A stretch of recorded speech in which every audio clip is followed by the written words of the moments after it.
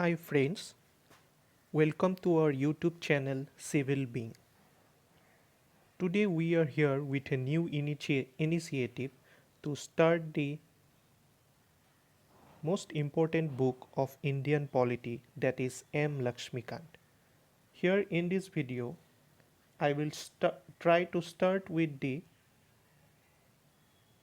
first chapter of M.Laxmikanth, that is the historical background.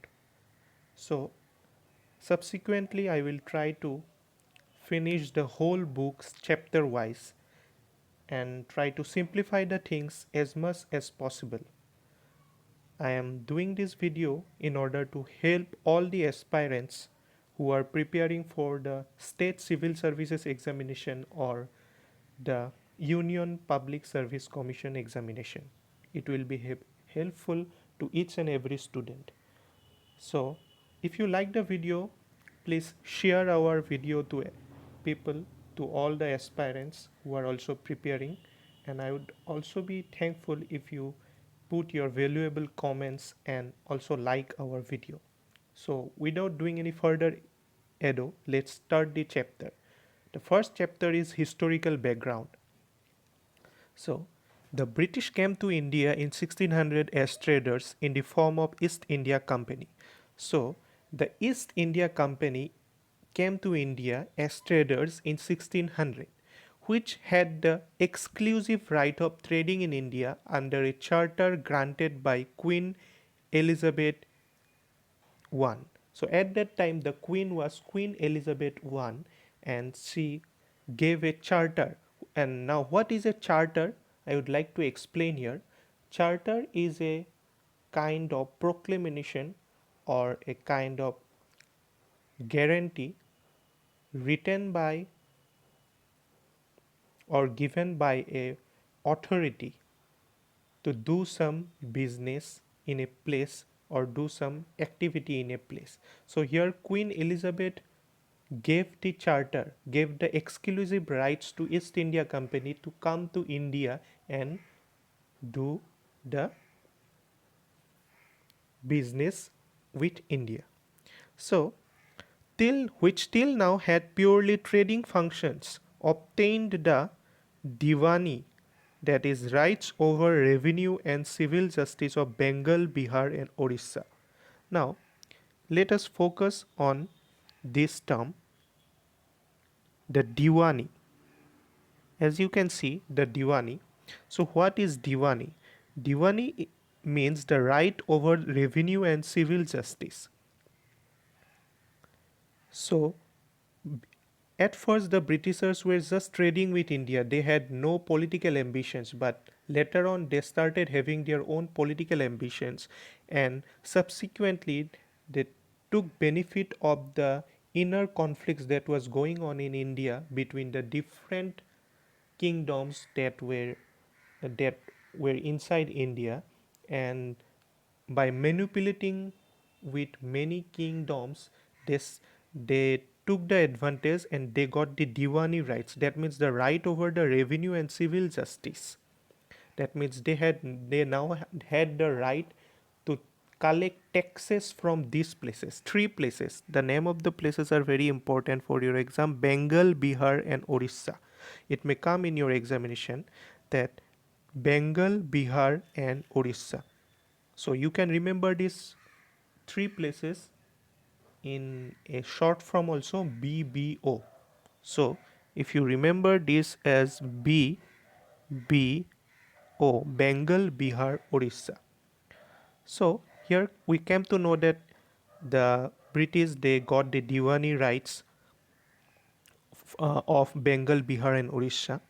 This started its career as a territorial power in 1858 in the wake of the Sepoy Mutiny. Sepoy Mutiny, it is another very important activity that happened in India, or maybe a very important revolution that happened in India in 1858. It is also known as the first war of Indian independence. So after 1858, what happened? The British Crown assumed direct responsibilities of the governance of India. And the British crown means the British kingdom. As we all know that Britain is a monarchy. It is headed by a king or a queen. So the British crown, it took the direct responsibility. Before 1858, Britain was just a Britain was not directly controlling India, it was controlling India with the help of East India Company. But after 1858, it knew that now it is time to control India directly.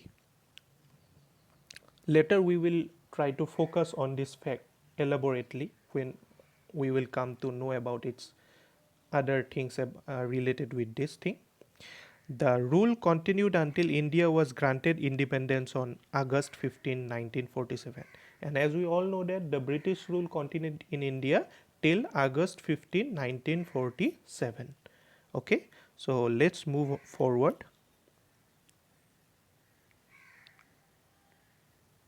With independence came the need for a constitution. So after independence, our leaders, they felt the need of a constitution. Hence, a constituent assembly was formed for this purpose in 1946. So what is a constituent assembly? Constituent assembly. What is a constituent assembly? Constituent assembly is a kind of assembly or an organization where the members of that assembly had the responsibility to write the constitution, to draft the constitution. And what is a constitution? Constitution, just by simply we can know that constitution is the supreme law of the land. The supreme law of the land that governs a country is a constitution. Later on, we will try to elaborate on these facts more. But just for now, try to remember that constitution is the supreme law of the land. Okay. So a constituent assembly was formed in 1946, and on January 26, 1950, which we also celebrate January 26. We all know that we celebrate this day as the Republic Day. Why? Because on January 26, 1950, we enforced our constitution. It came into force. Okay. The constitution came into being. However, various features of the Indian constitution and polity have their roots in the British rule. As you will get to know that many things in our constitution are taken from the British constitution, or maybe from the more specifically from the Government of India Act 1935. We will know about that things later on, but just for now, remember that many things in Indian constitution are taken from the British rule also. There were certain events in the British rule that laid down the legal framework for the organization and functioning of government and administration in British India. And there were many things, many laws or many rules that that was that that formed the basis of Indian constitution. Okay. These events have greatly influenced our constitution, and our constitution was greatly influenced by the British rules and regulations. They are explained here in a chronological order under two major headings. So, all the British rule, now we are going to study about the British rule till 1947, what kind of rules were enforced on us. So those rules, we are going to divide those rules into two parts. The first part is the company rule, and the second part is the crown rule. The company rule, as we all know, that it starts from 1773 to 1858, and the crown rule, it starts from 1858 to 1947. So I guess till this portion everything is clear. If you have any difficulty in understanding anything, you can just ask in the comment section. We would be very happy to answer your questions. So let's move forward. So the first rule or the first act that came, that was the that was very important for the British administration, was Regulating Act of 1773, and it was the first important act of company rule. So This act was of great constitutional importance as it was the first step taken by the British government to control and regulate the affairs of the East India Company in India. So, please uh, give focus on this thing, that it was a rule not to govern the people of India. This regulating act was made to govern the East India Company. As we all know that East India Company was earlier ruling in India before 1858, and after 1858 India came into the direct control of the Britishers, okay, or the British crown. But before that East India Company was ruling. But later on the British government, British Parliament or British government, they found that East India Company was uh, East India Company was growing, but the benefits of the East India Company was not coming to the government. The people or the officers associated with East India Company, they were growing for themselves, but they were not giving the benefits of the profits that they were getting to the British government. So the British government started the Regulating Act of 1773.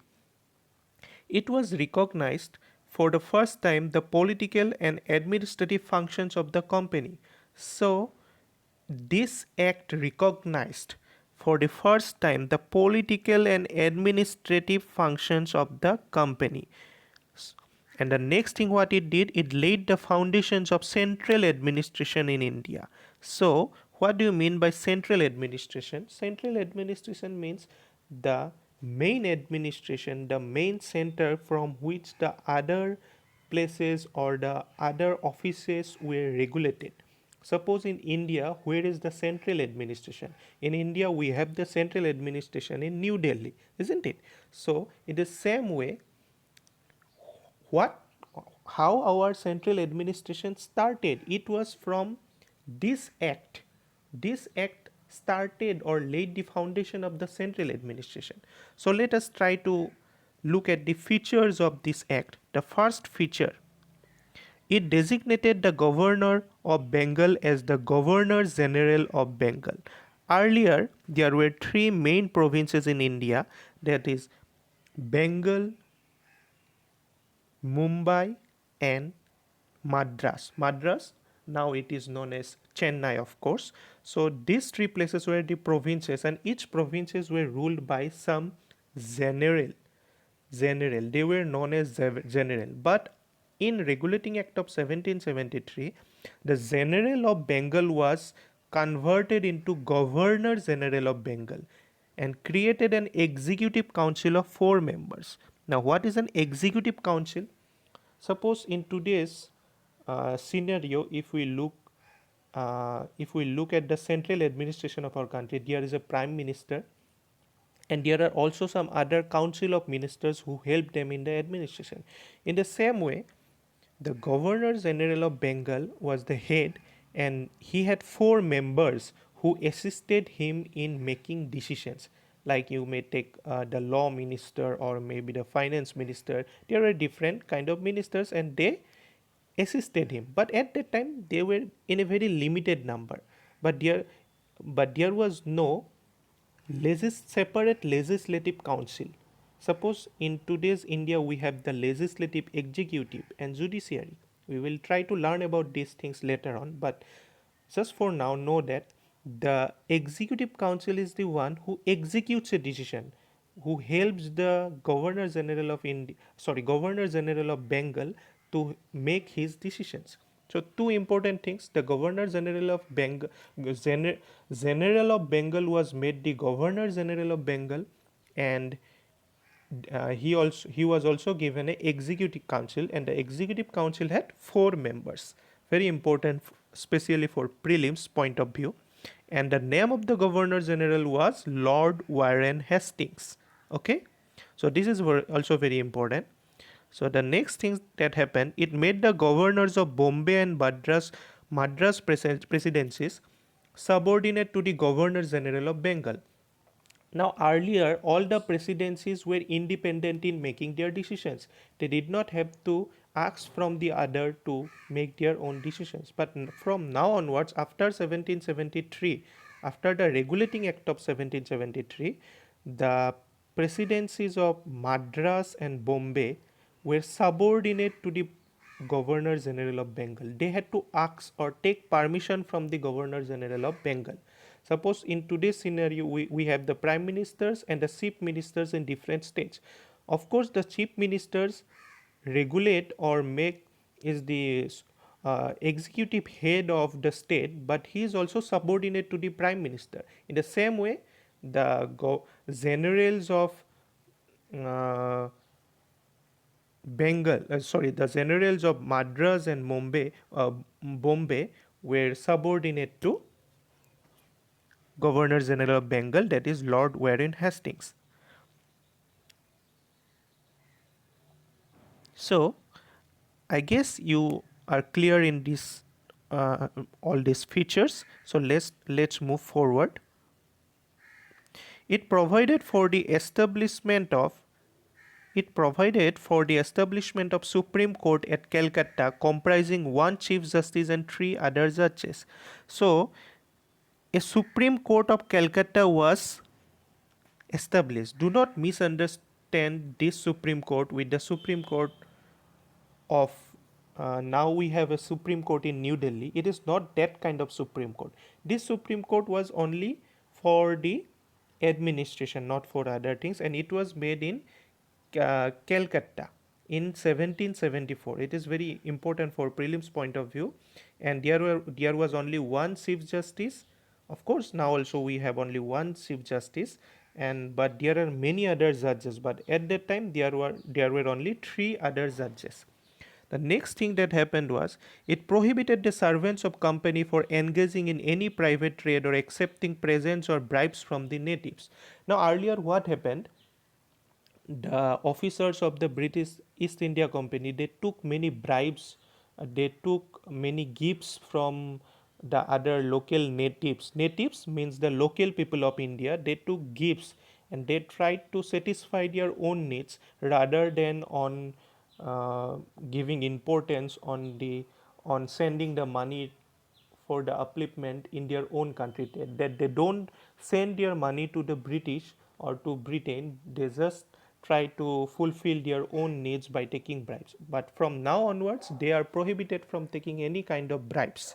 Okay, so now whatever they will earn, they will have to earn that legally, not by bribes or taking any gifts. So if whatever they will earn, they will get the salary, and the for profit will go to the British administration. The next thing that happened, it strengthened the control of British government over the company by requiring the court of directors. So new body was formed, court of directors, to report on its revenue, civil and military affairs. Earlier there was no such body.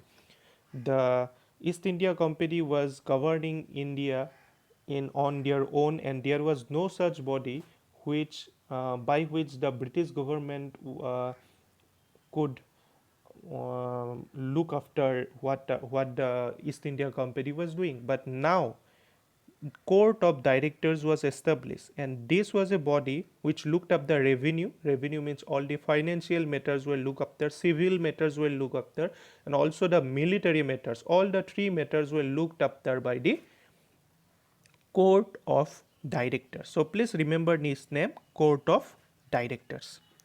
So I guess till this portion everything is clear. If you have any kind of difficulty, please feel free to ask in the comment section. If you like the video, please share our video, and today I will like to end this video here, because otherwise it will get quite lengthy, and in the subsequent videos we will try to learn the other regulations, other acts also. So thank you very much.